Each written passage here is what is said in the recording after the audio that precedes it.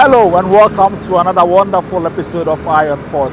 This program is proudly brought to you by Serene Insurance, Gold Company Limited, the Ghana Revenue Authority, the Ghana Port and Harbors Authority, and Ghana Link Services Limited, who are the operators of the Integrated Customs Management System.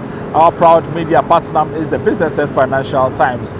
Now, this week we are looking at the second phase of the Integrated Customs Management System, which is about to be implemented, and we are looking at its prospects for trade facilitation as well as revenue mobilization. The Director of Operations at the Ghana Link Services Limited, in the person of Raymond Amaglo, is our guest in the studio to discuss this subject. For the first phase, we have broadly deployed 6 models. The first is the clearance management model, which manages all the import, export processes, custom related. We have the cargo management model. This manages all the import, export processes, transit processes.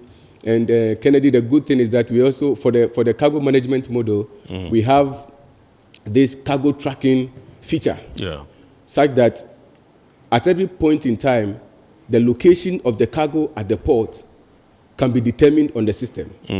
So with your BL number, with your cargo, a unique cargo reference number, with your BOE number, you are able to tell exactly the location of your cargo at the port. Right. This is embedded in the cargo management model. Then we have the risk management model. This manages the risk activities on Icums. Right. And the good thing is that all the activities that the clearance perform feed into their risk profiles, including customs offense reports, post-clearance audit reports, investigation reports. All these after activities, after you have taken the goods out of the port, they go back to feed the risk engine. So we have a very robust risk engine to manage our risk processes on the system. We also have the single window. The single window manages all the MDAs, all the agencies who are involved in the issuing of licenses, permits, certificates, and others. Is a single window a separate model? It's a separate model. Okay. So that's 4. You mentioned 4. Yes. That's the clearance, cargo, risk management, and single module. Yes. Okay. So the single window. Single window, yeah. Yes. It connects all these agencies onto the system. So what happens is that when you are doing a declaration to customs and your cargo requires attention from, say, Food and Drugs Authority, Environmental Protection Agency, Ghana Standards Authority, any of the agencies, you make the application and they all receive your application at once. You don't need to make separate applications to the various agencies. The one application you make, they all receive, and all the processes they are going through at their end, you, the declarant, you have a view of it. Right. And up until the time when they approve your application, all this is done electronically. You don't need to submit any paper documents. Right. That's after single window module. You are giving us a 5th one. Yes. Which is the portal management model. Okay. There are 2 portals actually. Okay. The first portal is the internal portal. This is exclusively where customs perform their functions. Okay. And then we have the external portal. This is where all other stakeholders perform their functions, and there's a firewall between the two.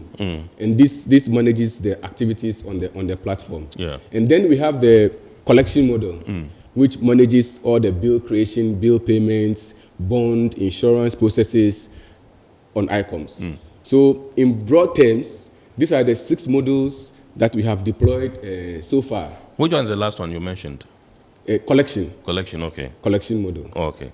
That's a safe one. So that's for the first phase? Yes, for the first phase. In addition to this, we have also deployed an e-tracking system for all of the customs suspense regimes.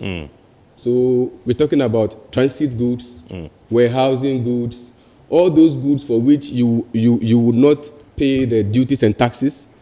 We do the tracking, and this is done on the system. And at every step of the way, the system provides a feedback or an indication of where the cargo is. How effective is it, the e-tracking and the devices that you've deployed, currently? Last week we had a customs officer here, and he spoke very well about it. He said it was very effective. It was a good thing that you guys have rolled out. So tell us about it. Thank you. What we have done is to provide devices that are used to track this cargo, and these devices, the routes have been geofenced.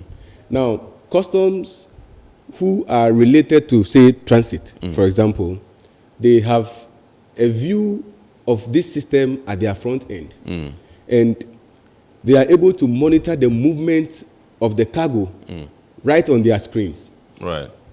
Where there is a diversion, there is an alert that is received, and then customs or national security, who also have an eye into this system, are able to take the necessary action. So the good thing is that the system, as has been deployed, provides real-time information on the movement of the cargo, and all the relevant stakeholders who are to ensure that the right thing is done are also having a view of the transactions. Right. And where they need to take action, they are able to. So if there's a diversion, an alert is received, and if customs have to take action or national security have to take action, they don't need anyone to come and inform them. They have all the details available to them. Right. And then, like I mentioned, along the route, at the various customs checkpoints, when the truck gets to one checkpoint, the officers do a check and confirm in the system that indeed the truck has passed through this checkpoint, right up until when it exits our port. At the time of exit, the officer at the exit point will enter the details to confirm that indeed the cargo that, say, left Tema has eventually left Elubo, and it's out of our jurisdiction. Right. And so let me come to you straight away and find out what we are expecting for phase 2 of Icums implementation. Kennedy, we are currently at very advanced stages with the development and deployment of phase 2 modules. As I mentioned, we agreed with customs to strategically do a 2-phase implementation. As I have explained, we are done with the first phase models. Yes. We are currently on the second phase, and there are a number of them. In fact, there are over 15 models that we are deploying. And like I mentioned, we are at very advanced stages. The expectation is that before the end of the first quarter, we should have been able to deploy the second phase models. The goal is to ensure that our port clearance system compares favorably with whatever pertains in any advanced world. Like I mentioned, the Unipass system is a system that is already being used in some advanced countries. So the goal is to match whatever it is that has been achieved in the advanced places. So maybe I'll quickly talk about the authorized economic operators. So this model is prescribed in Section 8 of the Customs Act 891, that is 2015, that all parties involved in dealings with customs should be able to apply to be AUs. So this includes importers, warehouse operators, terminal operators, transporters, manufacturers, all stakeholders who deal with customs across the supply chain. So it is to ensure there is an enhanced or improved customs to business collaboration. So this module is available for compliant traders. Compliant traders. So they apply to customs, they are with the SAQs, they fill these forms, customs will do inspections and confirm. In fact, you even have to be a solvent company. Your dealings with customs over the period should show that you are compliant. Right. And then there are benefits that you would enjoy. You are given a fast track treatment of your cargo, and then there is fast processing of your declarations. There is very minimal cargo inspection for such people. And you are even able to select, if there is the need for physical examination, you're able to select where you want this to be done, even if you want this done in your own premises. Currently, the system is fully developed. There's some element of flexibility. Yes, there is. And it's, like I said, it's for compliant traders. Right. You will go through a very vigorous application process before you are admitted by customs to enjoy that benefit. And the system is fully deployed now, developed now. We are running a pilot with some of the terminal operators, importers and exporters. Once we are done with the pilot, we would be rolling out this model. Well, how sure are you that people are not going to take advantage of it? If I have my friends out there who falls within this category, I can just say, oh, Charlie, let them pass. You like I mentioned. How do you check them and ensure that they really merit that dispensation you are giving them? It's a very vigorous application process you have to go through. I talked about the SAQs. Self-assessment questionnaire, a tall list of questions you would have to answer. Then there is an investigation that is done by customs, even sometimes physically to your premises. If it's a manufacturing concern, there is a check of your books. There is a check of your records with the DTRD. Any company or any stakeholder who gains that qualification should have gone through quite some vigorous, and there is continuous monitoring by customs. Right. Once you have received that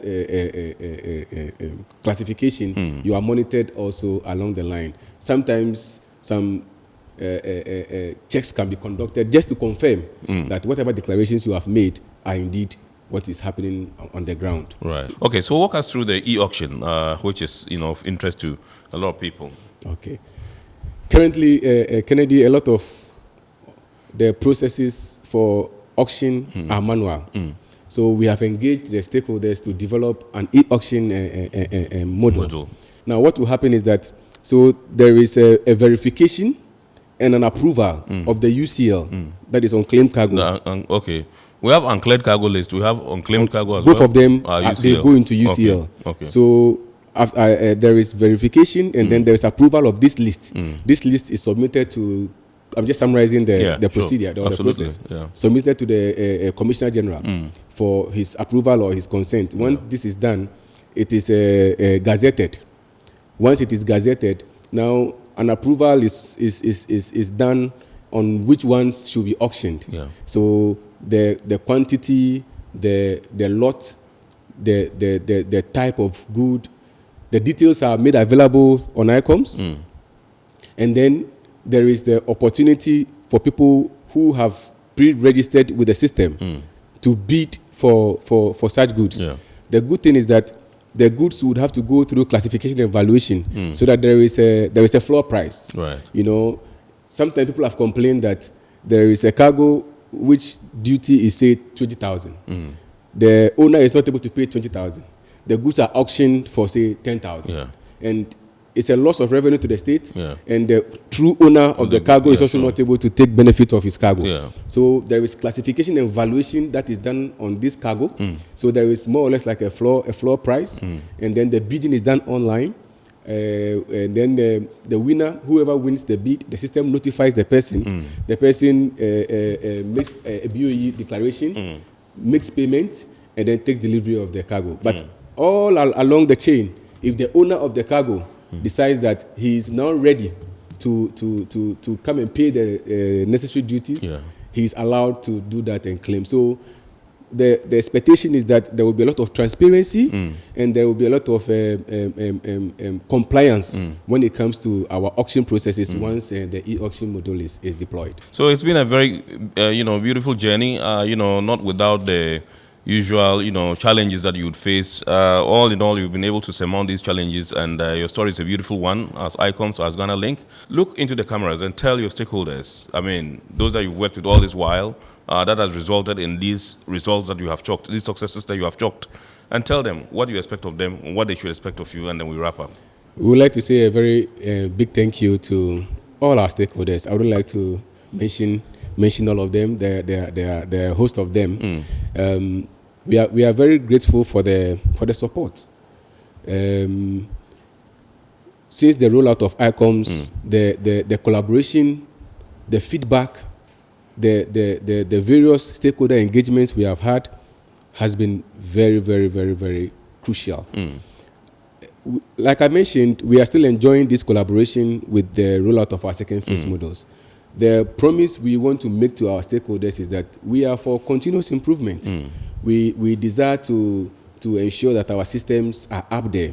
So stakeholders should not hesitate to give us true feedback and even suggestions for improvements as we continue the journey. Right. And we promise that we would work very closely with all of our stakeholders to ensure that Ghana is the beneficiary at the end of the day. So that was the Director of Operations at the Ghana Link Services Limited, who are the operators of the Integrated Customs Management System, revealing that the second phase of the Icums will commence by the end of the first quarter of 2022. Iron Port returns after this break. Every now and again, GOIL makes good things happen. This time, GOIL has introduced Super XP Ron 95, a higher grade fuel loaded with additives and yet sold at the same price as normal fuel. GOIL Super XP Ron 95 enhances engine performance like never before. It maintains the engine by keeping it clean from carbon deposits.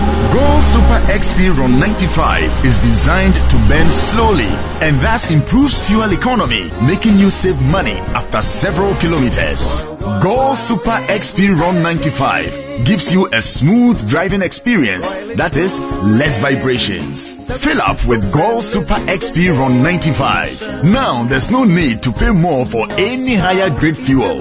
GOIL has that sorted. GOIL, good energy. Electricity, then pay your taxes. Yeah. Our taxes, our future. Because you see, without our taxes, we wouldn't have good roads, good schools, better hospitals, street lights, and other very important social amenities.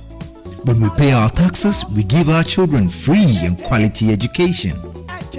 Talga, my money too small. Why should I pay my tax? Look, small. Salifo, it doesn't matter how small or big your business or income is. You still have to pay your taxes. The little taxes from each and every one of us, when put together, could give your community clean water or that deprived school with tables and chairs. Please pay your taxes. It is your responsibility. It is your civic duty. It is the law. Impressive factory.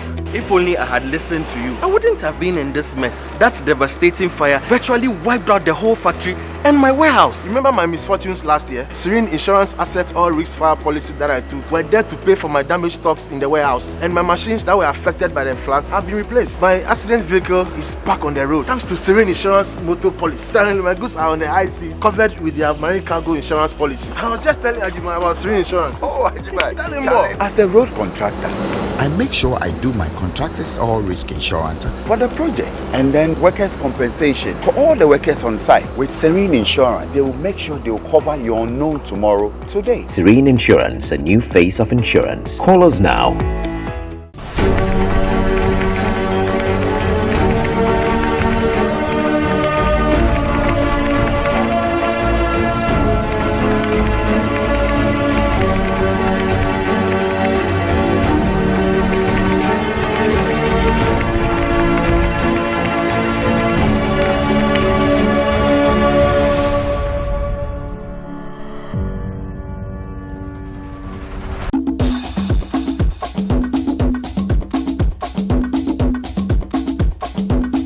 Welcome back from the break. Now, news and activities happening within the port and maritime industry next.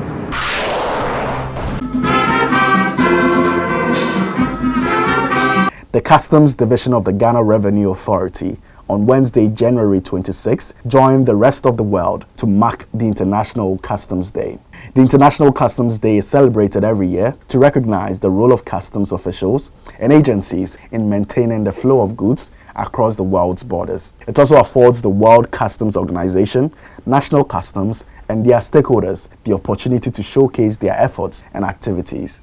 This year's International Customs Day was celebrated under the theme Scaling Up Customs Digital Transformation by Embracing a Data Culture and Building a Data Ecosystem. The Commissioner General of the Ghana Revenue Authority, Reverend Ameshadai Owusu-Amoah, revealed that the GRA will introduce a data warehouse system to integrate the data of customs with domestic tasks as well as third-party data. And this is going to be a huge database that allows for cross-referencing and identifying opportunities for compliance as far as tax payments are concerned. The Commissioner of Customs, Kenel Kwejo-Damwa, delivering a speech on behalf of the Secretary General of the World Customs Organization, Dr. Kunio Mikuruya, urged customs worldwide to build data ecosystems and consolidate existing ones. To build data ecosystems or consolidate existing ones, the following enabling actions may be considered. 1. Establishing formal data governance to ensure the relevance, accuracy, and timeliness of data. 2. Making use of the standards developed by the World Customs Organization and other institutions regarding data format and data exchange. The Director of Revenue Policy at the Ministry of Finance, George Winfo, speaking on behalf of the Minister, Ken Oforiatta, lauded the GRA for exceeding the revenue target and spurred them on to even exceed the 80.3 billion cedis target set for 2022. The digitalization program has seen the introduction of several systems, including the implementation of the Integrated Customs Management System and the Ghana.gov, the successes of which cannot be overemphasized.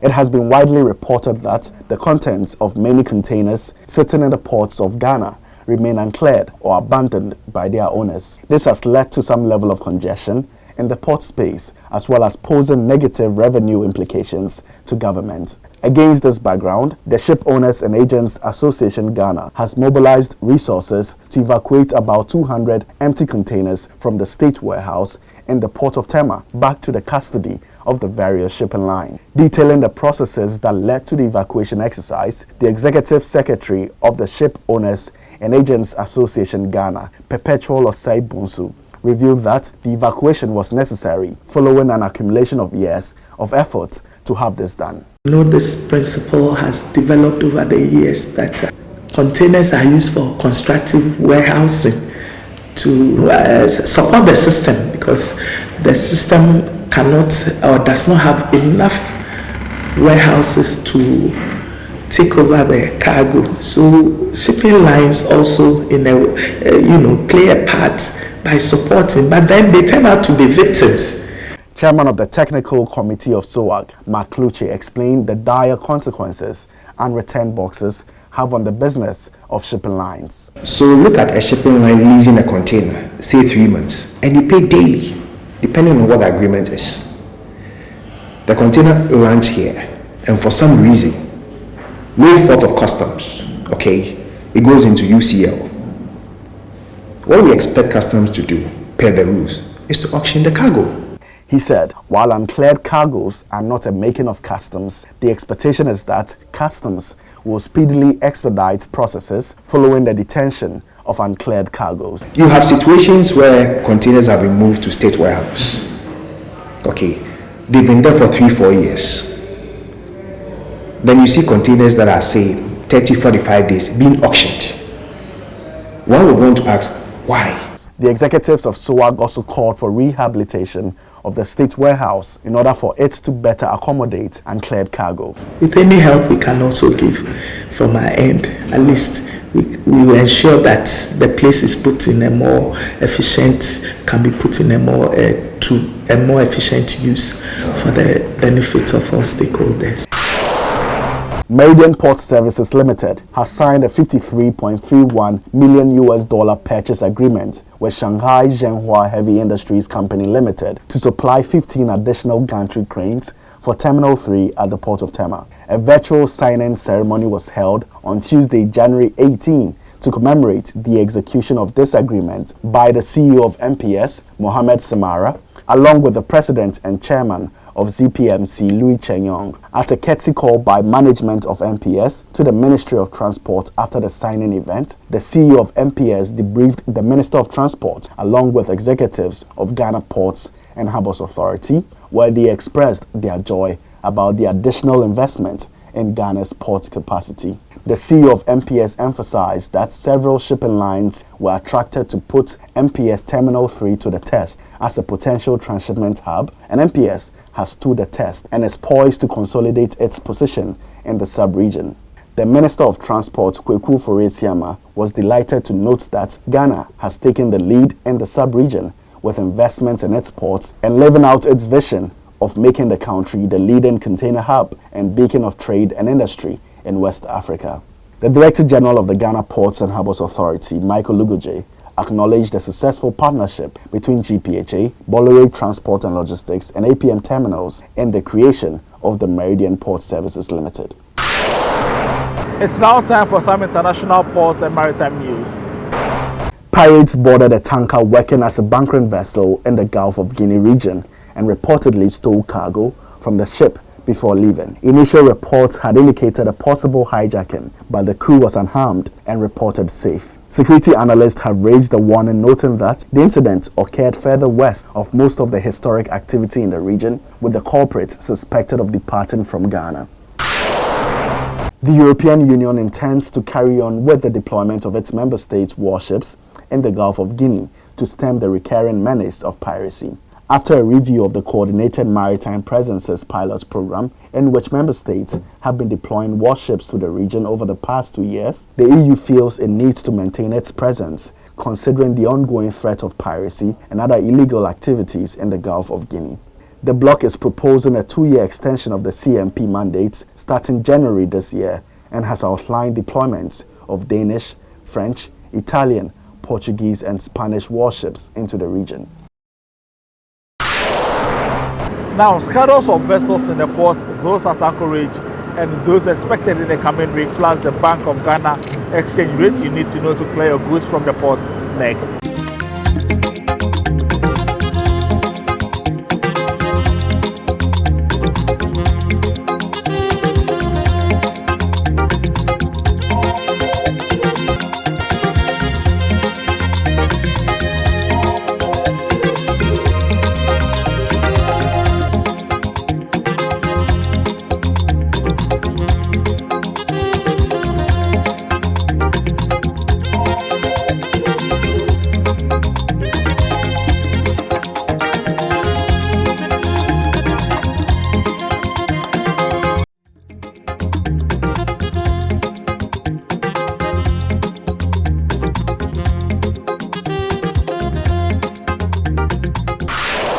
We have your comments next.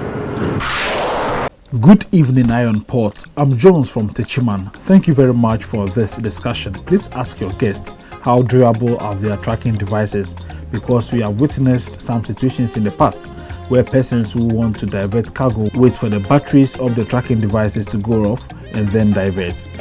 Hi Jones, according to the Director of Operations at Ghana Link, there is a monitoring facility on the tracking devices which allow all stakeholders to monitor the movement of the cargo. Additionally, he said the batteries currently being used are able to last for a month. Good evening, Iron Port. Kindly ask your guest what has been some of the challenges they faced during the implementation of the first module and how do they intend to address that in the second phase. Hello, Raymond Amaglu mentioned the challenges of stakeholder collaboration at the initial stages, but he said that hurdle has been crushed and all stakeholders are on board now. So this is where we draw the curtain for this week's episode of Iron Port. Thank you for watching and thanks to the entire crew.